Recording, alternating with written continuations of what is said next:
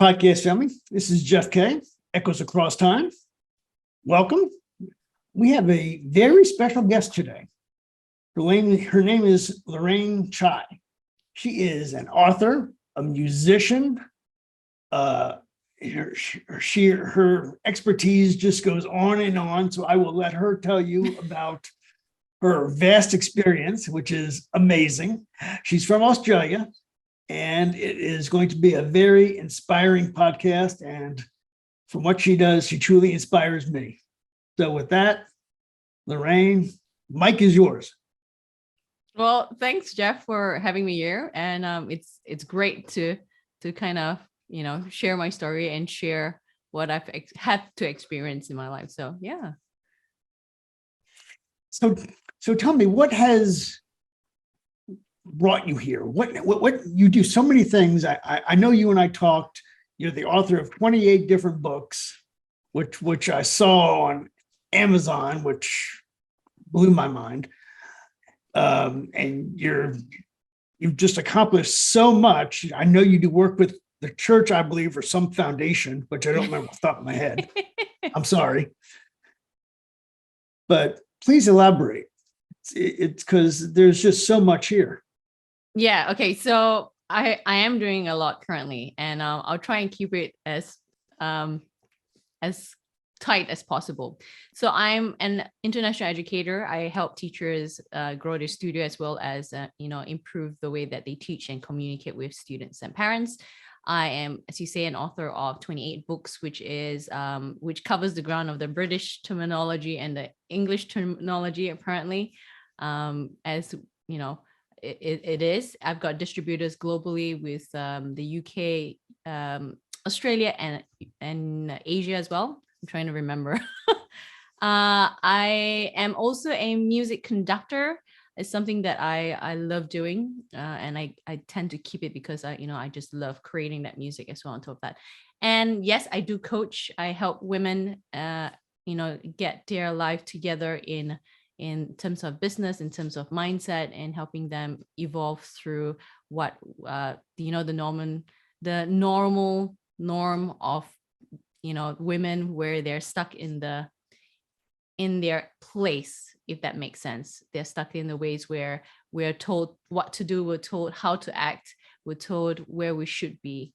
Beyond that, I am doing my nonprofit project. It's not a church thing. It's through my company, and it's something that's really dear to me because I've always wanted to do that since I was young. So tomorrow I'm flying out to Nepal, where we've brought donated music instruments as well as resources to the school there, and it's just helping the school setting up a string program. So this is going to be an ongoing project. That's amazing. Yeah, but Nepal is just the first country to witness this, to experience this. So where do you plan on taking it after Nepal? Anywhere. So the thought process was initially Africa, but Nepal put up their hand first. So I was like, yeah, sure, let's start with Nepal first. But it's going to be across the globe. So it'll be with probably in Europe as well as Asia. But it's not just going into third world countries. It's touching base into different communities that want me to help. Because with this program, my company is sponsoring teachers, where I will be training the teachers to be able to run the program successfully and independently, so that they don't need to be relying on people. It's just getting them the initial start, or refreshing their music program, so that it gives the teachers the chance of influencing the next generation of educators and leaders, and giving the students a chance of changing their lives and seeing the vast opportunity and possibility out there for them. So if this eventually came to the States, where would you see this going?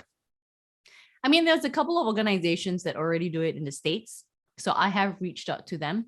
So it's just in a matter of fact of, whether or not they want my help, because it's all about people wanting help. It's not like, you put yourself out there and you expect them to accept you. So I'm fine with that. That's not the way it works? No, I wish, right? I wish, but it's more of they need to know who I am as well. And slowly but surely, if 10 countries want me, then it's good. But in a sense, that means it doesn't give a chance of other places that really want my help. So for Nepal to put their hand up, it's great because they're the ones that wanted it. And I would rather work with people that want it Oh, of more course. than people that maybe we want your help kind of thing. I totally get that. Mhm. Totally get it. So how does this, it's funny, you write books, you got so much going on. So what is next? I mean, how did you actually get here? What is next? How did I get here? Let's start with how I got here. So I have never been the person that I am, obviously. So I think we spoke about this where I used to be an absolute introvert. You Mhm. would not get a word out of me. So, Sounds like back in me. the day, yeah. So back in the day, I remembered people talking to me and I wouldn't say a word. Being a musician, I refused to do expressive, technique, and I refused just to express myself because I was just so scared of how people would perceive me. And through the years, it evolved through time because I was not happy. And I could see that I was unhappy. I wanted that change. I needed that change. So, I needed to understand myself through my journey. And then just one day it clicked. It's like, oh, wow, you know, I could do this and I could do more. I never knew that. So it just changed over time. And the thing is, it's putting myself out there, learning from people, right? Learning from the best of the best, learning from people that you would have never thought you have learned before, learning from people that have that experience that they've had with the best of the best, and So then let me just stop you there continuously for a evolve. second. So with that being said, who have you learned from? Who has inspired you to get? Many people with different areas. I've learned from Arash Vasugi, I've learned from Bob Proctor, I've learned from, certain components from Grant Cardone. There's some things that I like in regards to what he does. Musician wise, different people as well. It depends on what area and how they live their life. Sure. And, like Oprah, love Oprah. I love what she's done. I love how she's changed her life. And with Lady Princess Dinah, the late Princess of Hearts, they call her. I grew up with her, so I grew up where I wanted to be her. She touched people's lives, and I guess that's where my heart was helping the community, helping people, is by seeing figures like her and figures like Oprah and so many other people out there that helps the community. We need many more people like you. So back to where, before I interrupted. So you were saying, you were explaining how you got here and how you were an introvert, and over time you gradually became an extrovert and started to inspire people. So how do your book, so let me back up. Given your creativity goes from writing to music, and it looks like you've combined the two of them actually. What's So next? with the books, the way that evolved was, being an Asian, we grew up in a very traditional sense where you memorize what you memorize and this is it. It was very square minded. There wasn't room for creativity. The creativity came in when I moved to Australia. So I wasn't always Australian, and I'm originally Malaysian. So with that culture coming to Australia, I was like, whoa, they encourage the students to be creative. They encourage the students to open up. So that, in a sense, also kind of opened up a whole, new world for me where, oh, we could be this creative, there's more than just the textbooks that we're supposed to memorize. So yeah, it started with that. So with my books, it's very hands-on. It's very open, where it experiments with different ways of explaining something to students because everybody learns differently. So that's the way that I teach people. Everybody learns differently. That's the way I coach people. Everybody learns differently. The way you explain things is different too. The way that we understand things is different. So it's learning from different methods, learning from different things which is how it grows. One way of explaining may resonate with one person, but then it may not resonate with the other person. So it's just finding different ways of seeing things, finding different ways of explaining things in order to make things click for everybody, be it education, music, or anyway. Yeah, that really resonates with me because when I was growing up, I have ADHD, and way back when, which seems like a lifetime ago, actually it was a lifetime ago. People labeled me. Oh, he's a problem child. He's hard to learn. He's not easy. But Oh, that sounds familiar to me too. And I ended up going to, it wasn't really until I was in high school where my parents put me into a very small high school. And by small, I mean the graduating class was like 25. So the student to teacher ratio was 8-1. And they went through stuff at a slower pace. So because everybody learns at different paces and different styles and different ways. And where I was, and it helped me so much because where I was in just your public schools, I was doing mediocre to poor work.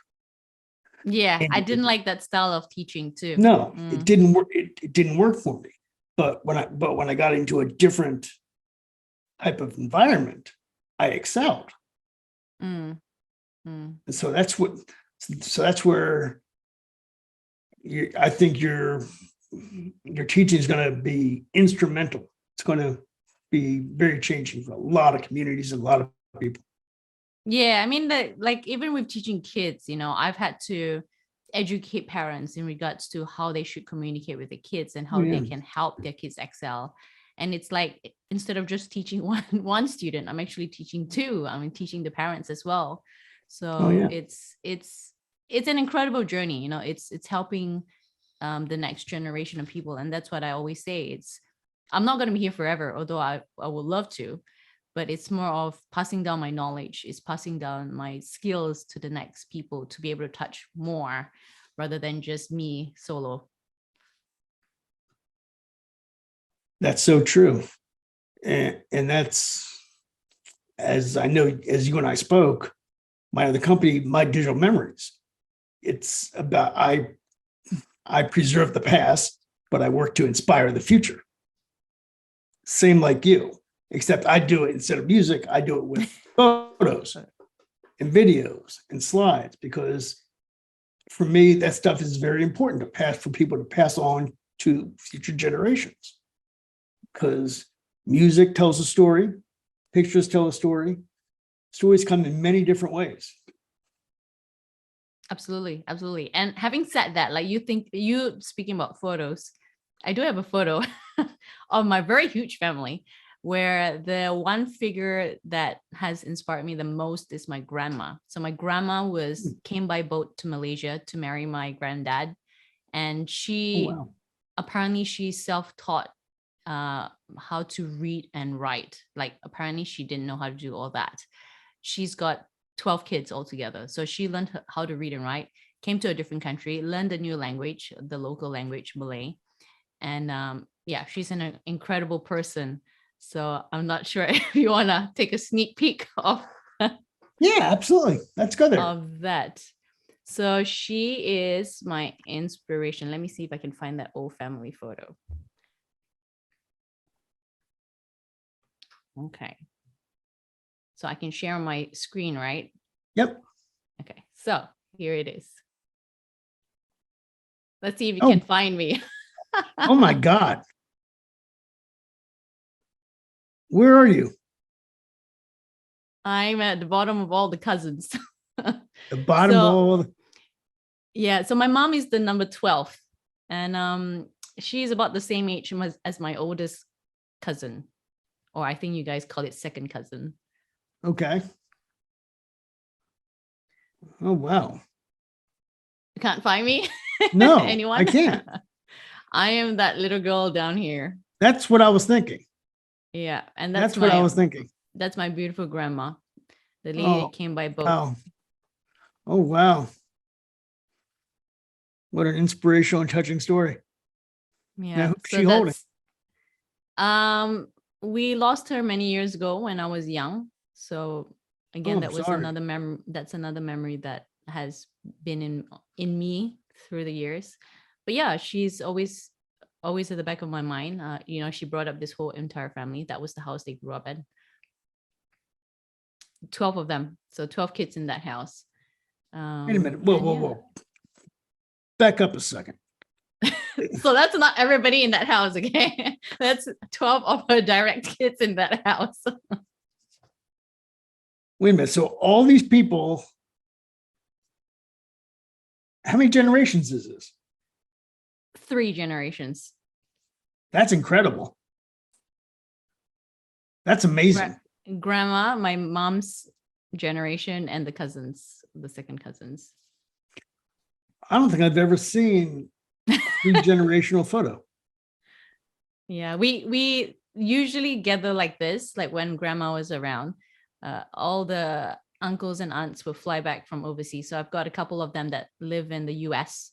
So they would fly home and we'll have like a big family thing. So family is very huge for me because I grew up in this environment where we always come together. Yeah. But yeah, that's a memory that I always remember. I'm gonna stop sharing now. It's just too much. That's an amazing picture. Yeah. It really is. So yeah, like you say, it's preserving that memory. And yeah, it's remembering all those experience that I've had with all of them. So you get your music abilities from your grandmother? No, from mom. Mom's a well-known musician and educator in my small hometown in Malaysia. Oh, I didn't know that. Okay. Yeah. Oh, so you got creativity going in and out and all over the place. So. in a sense, yeah. I mean, like, she was also another inspiration.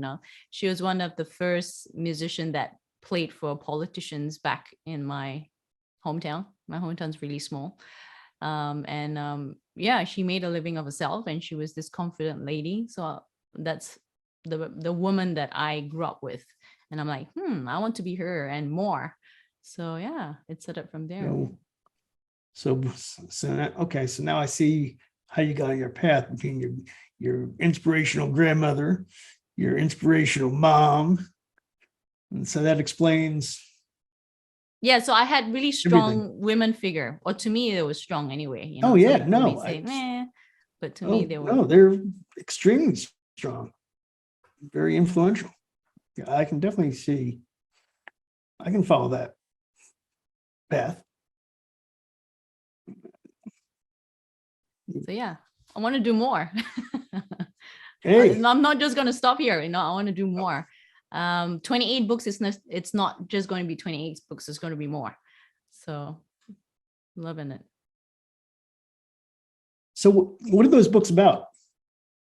So the 28 books is about music theory for violin, viola, cello, and double bass. So covering all the 4 instruments. But the ultimate book that I do want to write is a book of my life, because my life, I think, can be a movie with the experiences that I've gone through with I don't doubt it. So that's the ultimate book to write. It's to write and share of how I've come to be from the introverted, troubled child, as they would say, to me being me today and the future. And that's an amazing story all by itself. And that's why I created this channel. Yeah. So it's amazing what you do with getting people on your platform, sharing their stories, because it's, when I was young, it's all about hearing stories. It's like, oh, I could be that too, or I'm not alone after all. It's all these things. It's being heard and just telling people that they're not alone, and that it just involves perseverance. It involves your desire of wanting that change. It involves the amount of energy you put into it, into wanting that change, into voicing out your wants, voicing out your desires. Yeah, it's funny. Before this started, I've been doing podcasting now for a month, and the things I've learned in a month are incredible, and it's continuing to evolve. As things should. Yeah, and so given my experiences and my taste, and given my digital memories, my other company, and preserving stuff, but there are so many different types of stories that people have that I want to branch off into saying maybe one podcast can be inspirational. Maybe another podcast can be something else. Maybe near-death experiences. Maybe another one can be Oh, ghosts. but they're all inspirational, though. Oh, they're all inspirational. Yeah. They're all inspirational. That's why it's echoes across time. Absolutely. So what else can you, what other pros of wisdom can you share with us? What are the pros of wisdom? Whoa, man, that's a lot. I guess it's just believing in yourself, really, because sometimes not sometimes, all the time we have this worry, doubt, and fear, and we have this noise at the back of our mind, with things.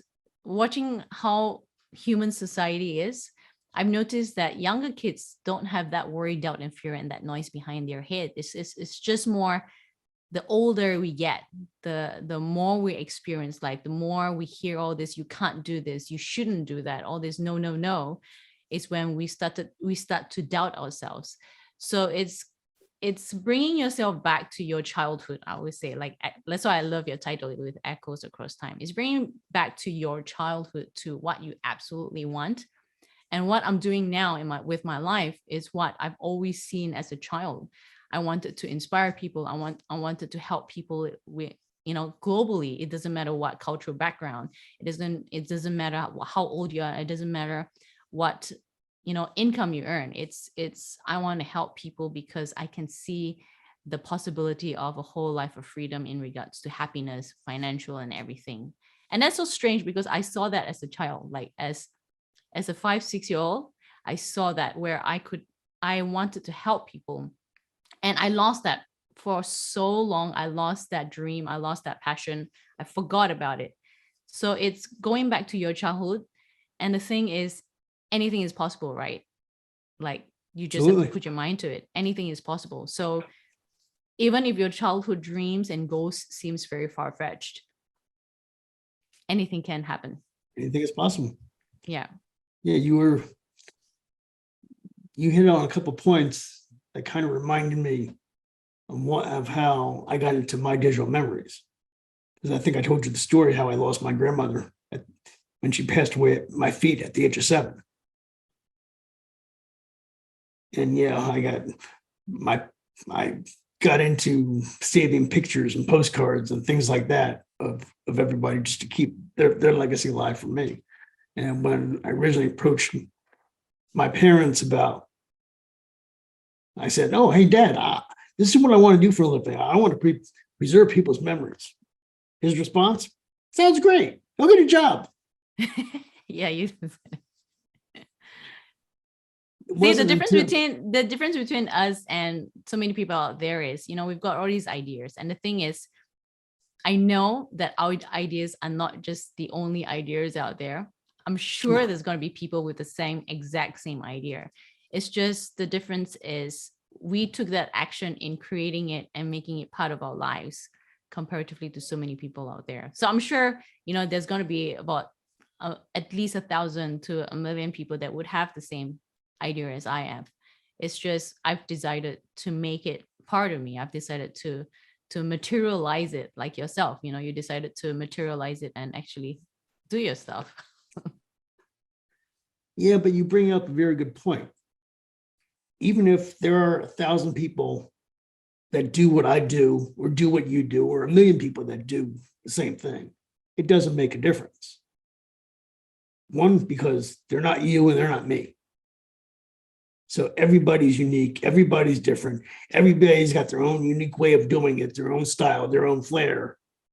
And that's what makes us unique. It makes everything interesting. If everybody did everything the same way, nobody would be tuning into anything because it'd all be boring. True.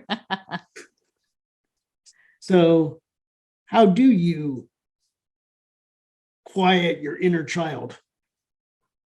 How do I quiet my inner child? I don't really want to quiet my inner child. I didn't say you should. I said how do you all that negative talk in your mind? How do you kind of calm it down? Calm that noise down. That noise down. How do I calm it down? That's a very good question, actually, because it's been a while since I've had to do that. Calming that noise down. It's the same thing. I used to have this stage fright as a musician. Like, my whole body would tense. But I love performing. I love doing what I do. How do I do it? It's more of telling myself to shut up. So it's like, shh, quiet. Let's just focus in the moment. So it's constantly telling myself to do that. It's like, all right, no, I'm not going to allow it to affect me because I need to be my absolute best. And for me, it's being my 200% rather than just 100%. So every time I hear that noise, it's like, shh, Lorraine, quiet. Let's move on. You can do this. And then it's just switching that around. It was literally turning down the volume. I would say shutting it off. Turning it off. Yeah. Turning it off is probably, yeah. Slowly but surely. I mean, everyone's going to be the same, right? You're going to hear this thing that questions. You're going to hear your parents going, what are you doing? Right? Oh, yeah. But yeah, it's just telling yourself to shut up and just tuning up the other part of you that's going to make a huge difference. I mean, all this really didn't occur to me until after my parents died, to be honest with you. I didn't realize how much I was held back. Not that they held me back. They didn't hold me back. I held myself back, thinking that, oh, I probably need their approval for this or their approval for that, or they're not going to, they'll think less of me if I do this or if I do that. Those were my inner voices, my inner demons. Yeah. But now I realized I was so wrong. And I wish I did this years ago. I didn't need my dad's permission. I know. I should have Yeah. just done it. Same with me. It was more of what would my family think, right? Like, how would they perceive me? I'm the oldest child of 4. Like, I'm supposed to be setting an example. Oh, my mom, yes, only 4. Yes. We cut down from 12. We're together 8 or 9. We cut down from 12. Oh dear. There's enough that's populating the world already. Well, didn't you say you wanted to do more? I do. I want to adopt kids. I want to give kids a second chance in life. I thought you meant like having more than 12. Oh, for me, yeah, sure, but not. I mean, I want to have my own biological kids too, but if I thought you want what you don't want 13 or 14 biological kids? No, there's so many other kids that need my help, that want my help. Oh, okay. I'm sorry. I must have misunderstood. Yeah, no, not the 12. I don't think I could churn out 12. But no, my grandma's amazing. Like, for her to do 12, wow. I don't think I could do it like personally, but yeah. So what else do you have to tell us? else? I don't know. What else do you want to know? Or So do, it's been an absolute journey. I mean, coming from Malaysia to Australia and then being this solo traveler, solo entrepreneur that travels the world. so how did you learn to play 4 instruments? More than 4. I figured I was going low. You mentioned 4, so I assumed it was your books included 4. So I made an assumption. I stand corrected. No, that's fine. My major is actually the piano. So mom's a pianist. I grew up with the piano. And funny thing is, my granddad named me, my Chinese name actually means small piano, believe it or not. Really? So I lived up to my standard of my name, where piano was my major. Never occurred to me, I never thought about it. I was just good at it. And then mom came home one day, she was like, "You're learning the violin." So I was like, "Oh, okay." So I learned the violin. And she came home another day and she was like, "Oh, you're learning the clarinet now." It's like, "Oh, okay." So I picked up the clarinet, but I've always liked the oboe. I've always liked the cello. So I've always liked unique instrument where not everybody plays, because I didn't like to be, like a lemming. Everyone's the same, or like a sheep. Everyone's the same. I wanted to be different in a sense, but I needed to feel comfortable being different. So yeah, it started to grow. And then I used to write, or I used to arrange music. So I started learning other instruments just because of that. And as a So how many are you up conductor, to? let me see: piano, clarinet, violin, saxophone, viola, cello, oboe, a bit of guitar, a bit of bass. Oh, and I do have a classical diploma of singing. So yeah, a lot. Oh, so you could be your own orchestra. I could be a one-man band. Yes. Yeah. Yes. Couldn't have said it better myself. Now, it's been said that there's a connection between music and math. Yes. That's what they say. So is it true? In a sense, yes, with patterns, we work with patterns, or I do anyway. Math has a lot of patterns. Math has a lot of, because we work with fingerings. So there's a lot of patterns in that sense. There's a lot of for those numbers. who don't know what patterns are, I'll let you explain it. Patterns could be, I mean, it's like art. You see patterns. It's like when you're a detective trying to catch a thief, you see the patterns that they do, the same things that they do. So music's the same. You see patterns. Like with the composers, there's always going to be patterns, and it's trying to identify the patterns, be it the fingering, be it which part of the instrument they're supposed to play, or different styles. So I the way that I learn is through patterns and Really? through sound. Fascinating. Now, so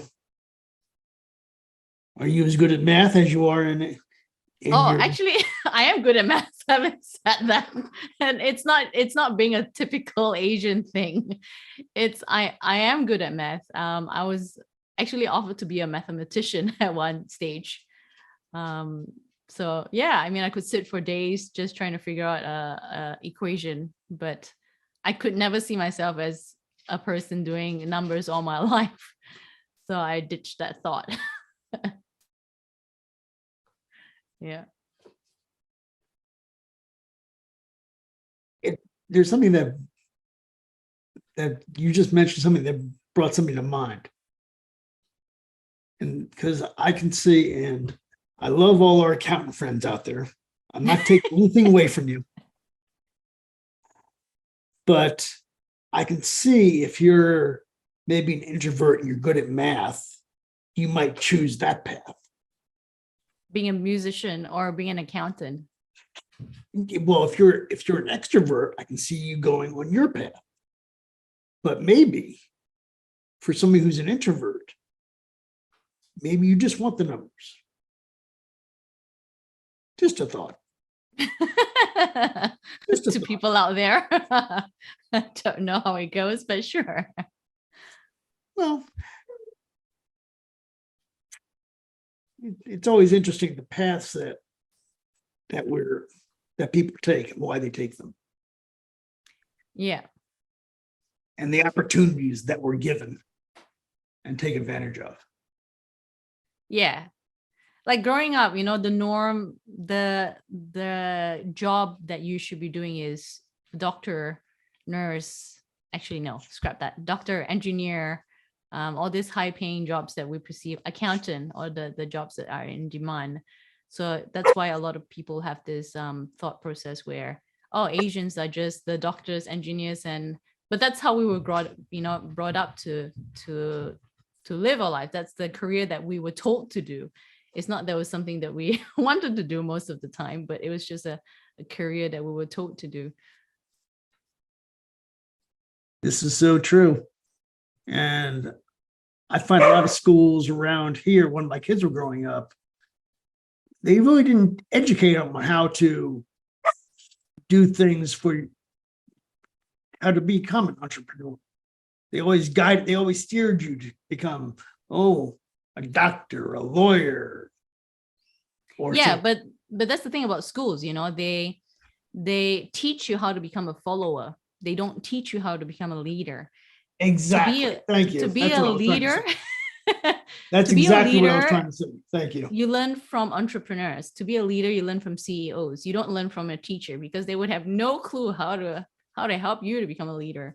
So, in schools is good up to a certain extent. It just helps you how to follow the rules, and you have to follow rules being in a school.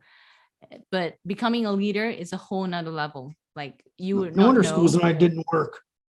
I know, right? That's why I was always bored in school, always sleeping in school. Rules and I don't apply. Yeah. So yeah, schools are only there just to train you to become a follower. And then it's just up to an individual whether or not they want to go beyond a follower and become a leader. But to become a leader, you have to also know how to be a follower up to a certain extent. Very well said.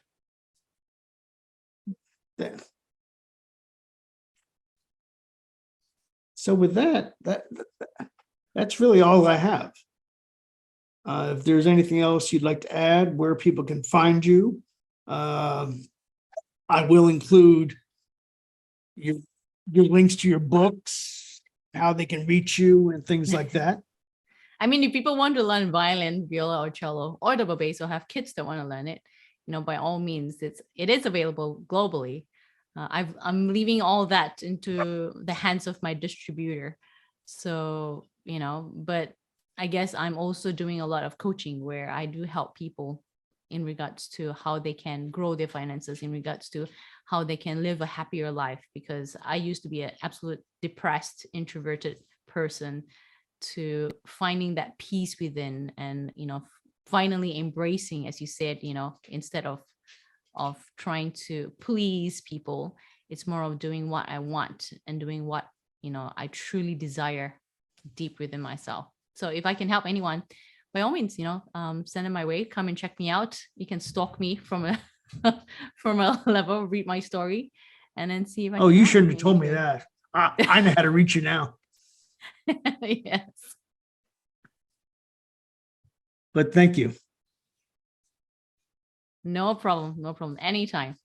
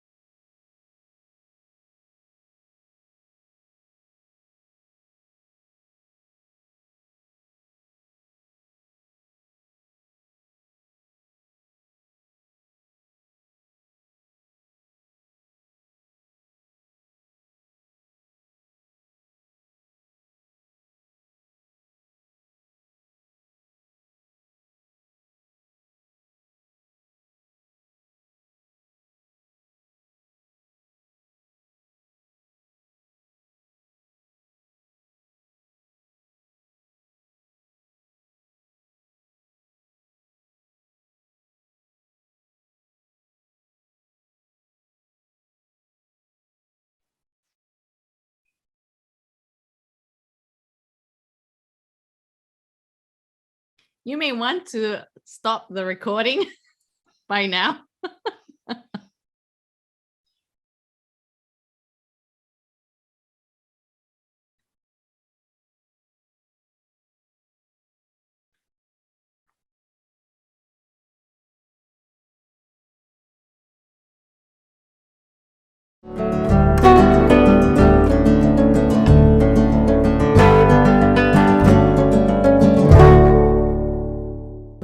I'm Jeff Kay, founder of My Digital Memories. We preserve, protect, and organize your precious memories, which include your photographs, negatives, videotapes, home movies, records, and cassette tapes. These can be stored for today and future generations. After our parents died, my sister and I were cleaning out their home and we came across boxes of photos that we wanted and our kids wanted.